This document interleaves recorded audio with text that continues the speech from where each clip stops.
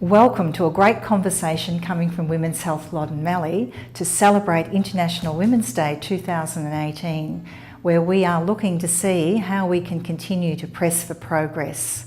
You're going to hear from some influential women from the Loddon Mallee region and hopefully prompt you to think about the things that you can do in your everyday life that press for progress for gender equity to ensure that we have gender equality in the Loddon Mallee region.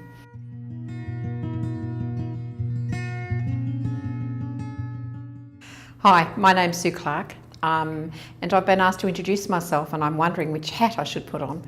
So I'm going to put the me hat on rather than me and organisational hat. So Sue Clark, I'm a woman in the video community. I've got a wonderful partner and husband and I've got the most amazing 8 grandchildren anyone could ever have. So my name's Vicky Mason, I'm the Director of Health and Wellbeing at the City of Greater Bendigo. Hi, I'm Tony from the City of Greater Bendigo and I'm here because we have a commitment to promoting gender equity both in the community and within our organisation.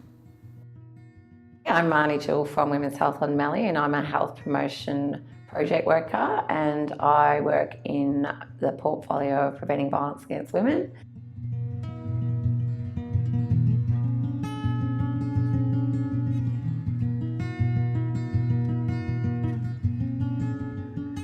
There have been some amazing achievements working towards gender equity. We're very aware that we're in our current time, we have so many people in conversations looking to better understand what gender equity is, looking to better understand what gender equality would look like in their own lives and in the lives of the women of their communities. So when I say what have we achieved, we've achieved an agenda full of champions, an agenda that's seeking to make improvements, seeking to understand and seeking to sustain the effort to continue to make progress for women towards gender equality. Given I've been around for so long, I had to reflect back on the achievements back in the sort of late 60s, early 70s. We have come a long way. It doesn't feel like we have, but we have. There's still a long way to go. I think one of the most important things that I'm seeing right now is there seems to be an energy around the world to move forward, to actually call it out and say enough's enough. It is time that we looked at equity. It is time that we looked at, I suppose, men and women being considered as equals, not as one being more dominant than the other.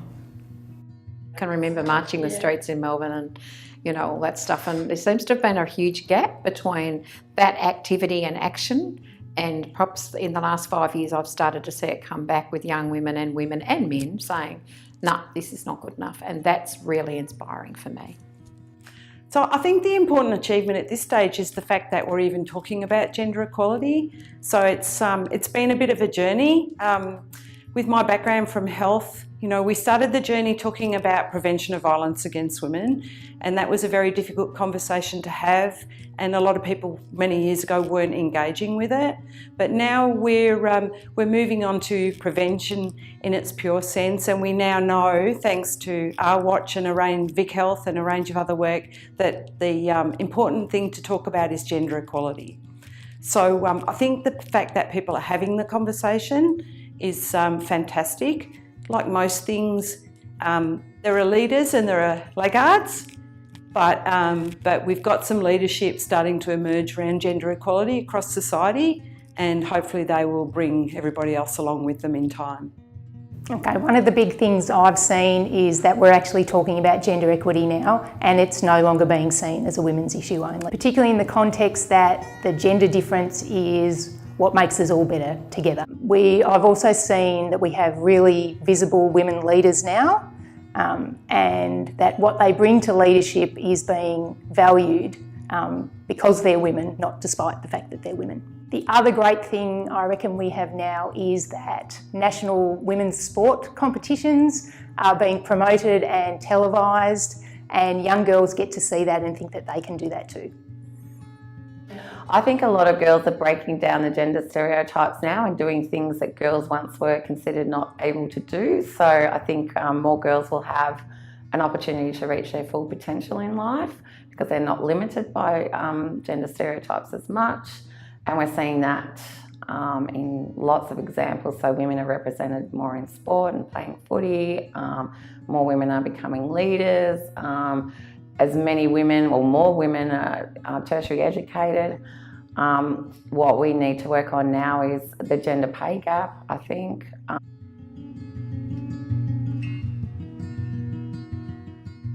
And I strongly believe what we need to press for is progress that involves women's voices, ensures that we actually think about gender from a perspective of how can it enable the diversity we need in our communities to be thriving, to be resilient, to actually ready ourselves for a future where everyone has the opportunity to be not just their best, but to be their authentic self.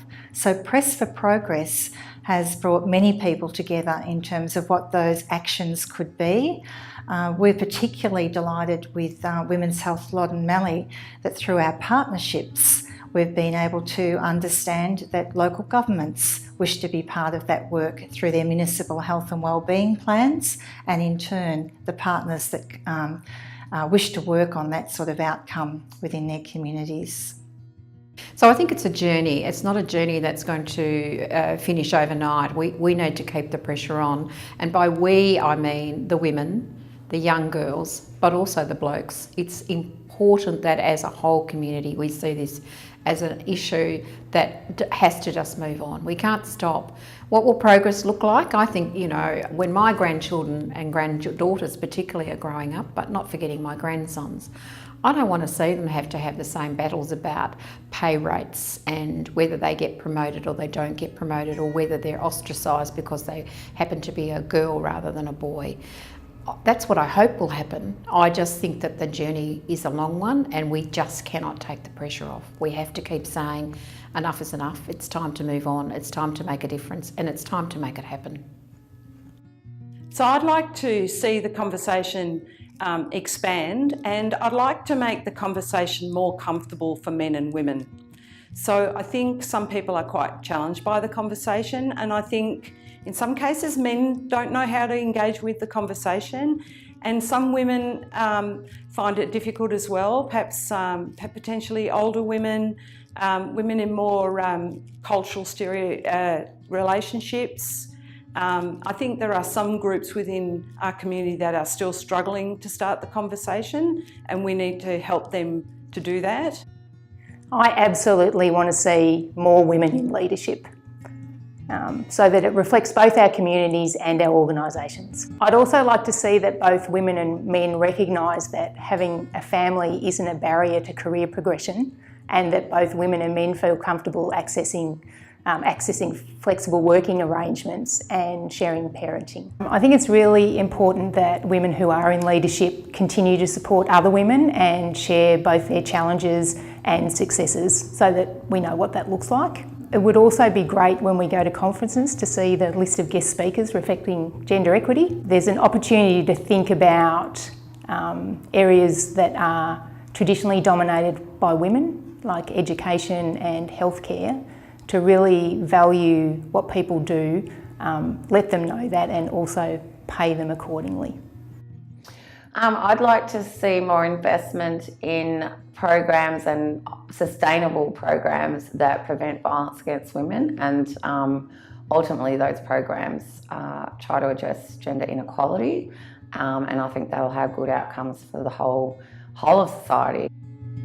In order to press for progress, I will extend an invitation to others to walk with us, to understand what we need to do to ensure that there is equity, which means we need to address disadvantage, we need to enhance opportunity for girls and women. In doing so, we will be able to walk with others and have others walk with us, ensuring that we do have gender equity, and that the Loddon Mallee region is a wonderful place for people to live because we will have achieved gender equality. I will celebrate success, because I think if we don't celebrate success, we just don't have any milestones. But I also will call out the bias when things are starting to go off track. Let's move on keep progressing and make a difference to women's lives in our community. So a priority in the Health and Wellbeing Plan for Greater Bendigo is to apply gender equity lens to our work. So Council is going to work with the community to lead the development of a gender equity plan for the city. I will continue to support women in leadership so that we just have more of them. I will continue to raise awareness and educate the community about how to prevent violence against women and promote gender equality.